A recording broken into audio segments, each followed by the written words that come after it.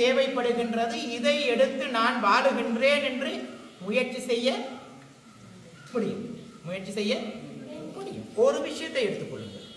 முதலாவதாக எடுத்துக்கொள்ளுங்கள் என்ன, எங்கே சென்றாலும் தாயையும் தகப்பனையும் கீழே விழுந்து வணங்கி ஆசீர்வாதம் பெறுவது. இரண்டாவது, மனதிலே நீங்கள் அதிஷ்டானம் செய்து கொள்ளுங்கள், நான் மதம் கடந்து மனிதநேயத்தோடு வாழ முயற்சி செய்கின்றேன், வாழ தேவைப்படுகின்றது.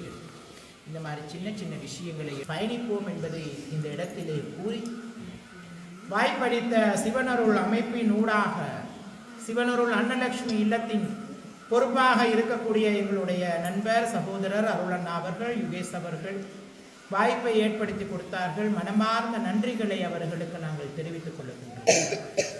அதே போல இந்த ஆலயத்தின் தர்ம பரிபாலன சபை அவர்களுக்கு முதலாவதாக நன்றி சொல்ல கடமைப்பட்டிருக்கின்றோம்.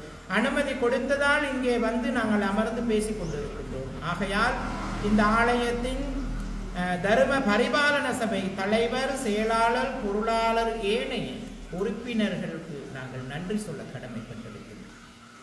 அதே போல் இந்த அறநெறி பாடசாலையை கட்டி காத்து கொண்டிருக்கின்ற, உங்களை வழிநடத்தி கொண்டிருக்கின்ற அறநெறிகளை வழங்கிய பிறகும் இவ்வளவு அமைதியாக இந்த போதனைகளை கேட்ட அன்பு நிறைந்த மாணவ செல்வங்கள் உங்களுக்கும் மனமார்ந்த